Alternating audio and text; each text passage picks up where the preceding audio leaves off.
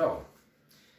Денес имаме една приказна, препорачана од тато Кристијан за синчето Матео. Ќе биде интересна приказна и би сакал да го замола Матео, ако може тато да го сними, да видам како ќе ја раскаже приказната што ќе прочитаме. Да почнеме. Приказната се вика Девојчето со кибричињата. Беше новогодишна ноќ и снегот вееше неуморно.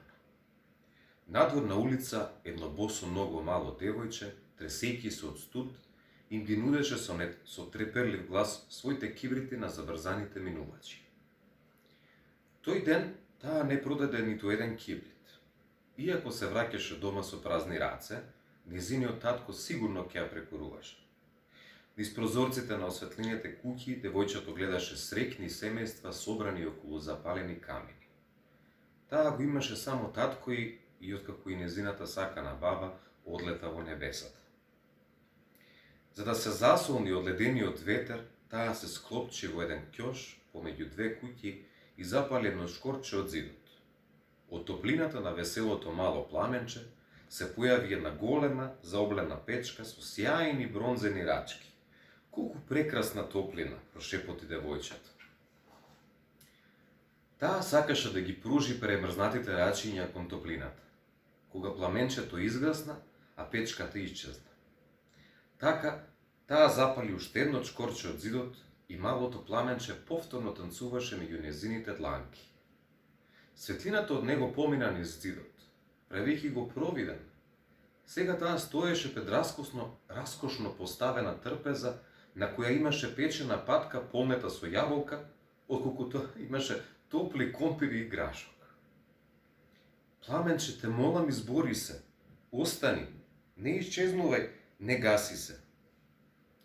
Меѓутоа, пред да можеше малото девојче со кибричињата да се земе барем еден компир, пламенот згасна. И све исчезна.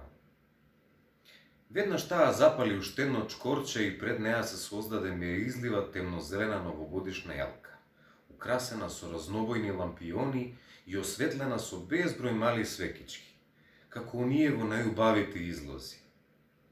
Остани уште малку, Елко, не исчезнувај во темнината. Толку си убава, остани на виделина, шепотеше девојчето. Но и тоа чкорче догори, а Елката исчезна во темнината. Со незините рачиња, модри од студот, девојчето извлече од кутијата уште едно чкорче и го запали од зидот. Овој пат пламенот засвети најсјајно, а пред неа се појави блескава фигура облечена во наметка од светлина. Бабо, извика девојчето, те молам немој ти да исчезнеш. Потоа девојчето зграбчи цел сноп чкорчиња и ги запали, надевајќи се дека така незината баба ќе остане со неа подолго. Чкорчињата светеа силно, заслепувачки како звезда и топло како бунда.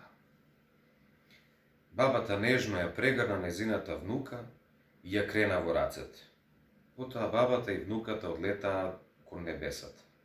Се повисоко и повисоко во свет во кој нема глад, студ и темнина. Чао, се гледаме утре.